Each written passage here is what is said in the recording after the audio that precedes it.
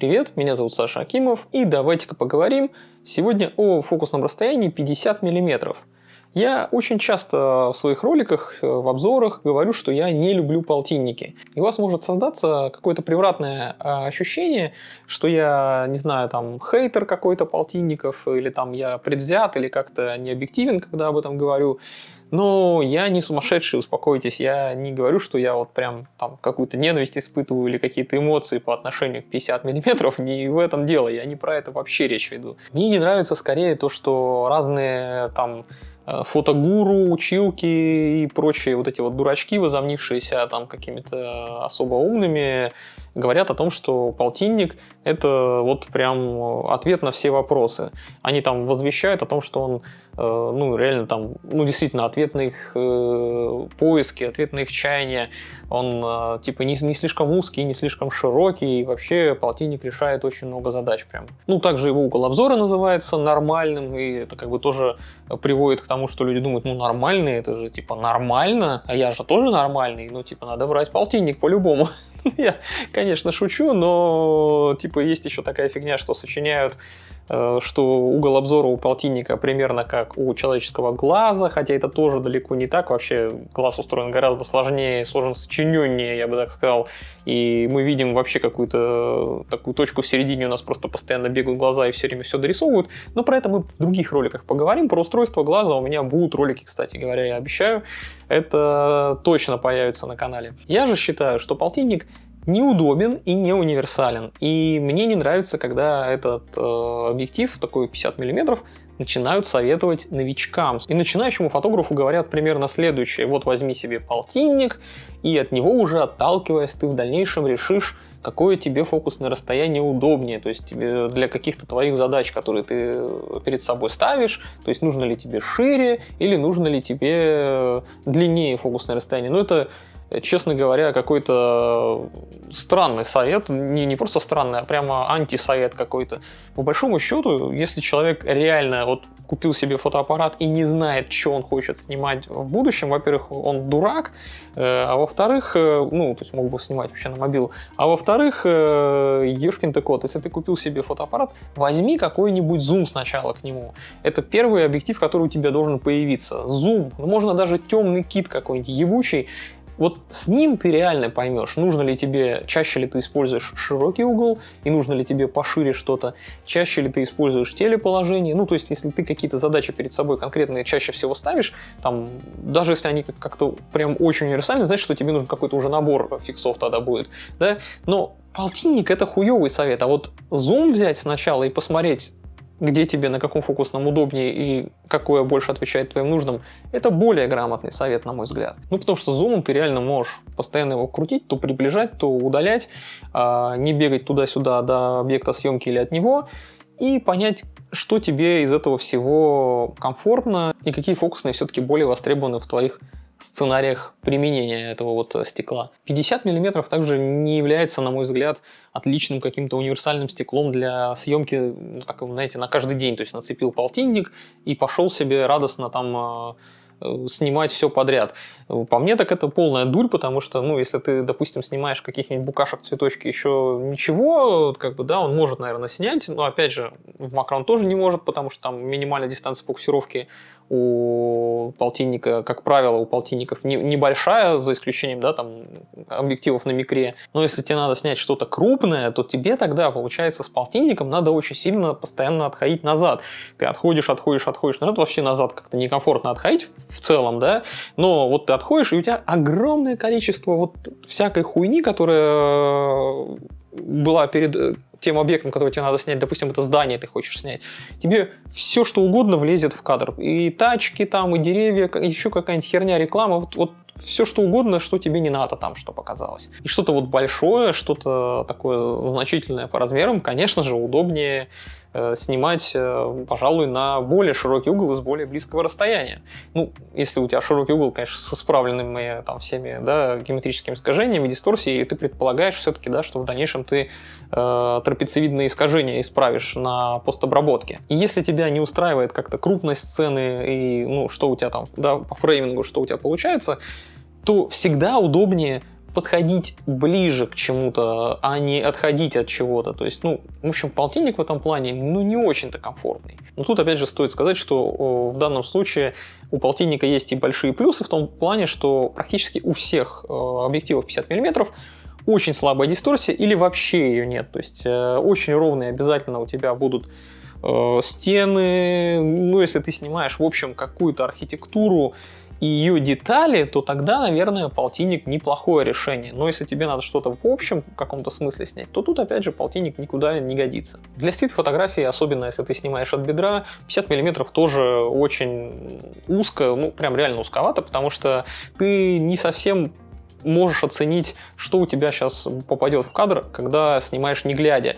И в данном случае, наверное, лучше использовать 28 или 35 мм. Там угол пошире, если у тебя там ну, что-то лишнее попадет, это всегда можно кропнуть. И, ну, а в целом ты более-менее как-то представляешь, что у тебя влезет, когда ты снимаешь от бедра на такие фокусные. На полтинник, наверное, можно все-таки снимать стрит. Ну, я снимал стрит такой, где я подхожу hello, I'm street photographer, да, где меня видят. Снимал такой стрит, где меня просто видят, но я как бы особо внимания не придавал и просто щелкал, мне было поебать. Ну, то есть много разных вариантов его применения. То есть в общем-то, с натяжкой стрит можно на него снимать. Ну, или такой полупостановочный, такой, ну, как бы продуманный стрит, как, допустим, у Анри Картье-Брессона, можно тоже на полтос вполне себе снимать. Для съемки репортажа 50 мм все-таки тоже неплох. Ну, если ты, конечно, собираешься снимать какие-то небольшие группы людей или людей как-то поодиночке, вырванных из всего остального контекста, то тут полтинник вообще супер отличное решение. Но если тебе нужно будет какую-то большую группу людей снять, что-то общее, общий план какой-то, или ты снимаешь в каком-то помещении замкнутом относительно, то тут с полтинником уже особо не развернешься, и опять же нужен угол шире. Очень редко можно увидеть и полтинники с какими-то макровозможностями, как я вот ранее сказал, они все имеют достаточно большую минимальную дистанцию фокусировки. И ты, конечно же, можешь как-то снять, ну, относительно близко что-то, там, ну, 45 сантиметров, там, 40-45, как правило, да, у полтосов минимальная дистанция фокусировки, ты действительно изолируешь объект съемки, там, бокешечка будет, все, в общем-то, приятно и хорошо, но это все так на примитивном уровне, это совсем не макро, то есть это там нет какого-то хорошего увеличения, и есть только редкие исключения на микро 4/3, у которых просто матрица меньше, поэтому там минимальная дистанция фокусировки, ну, просто тоже меньше, соответственно. Некоторые прям вообще очень маленькие, например, у Фоклендера 25 мм 0,95. И, кстати, когда я говорю 50 мм, я, конечно же, имею в виду любые объективы для любых кропов, у которых эквивалентное фокусное расстояние соответствует плюс-минус там, да, 50 мм. Ну, допустим, на кропах там 1,5, 1,6 это получается сколько там, ну, 32-35 мм, как правило, вот такие объективы там считаются полтинниками.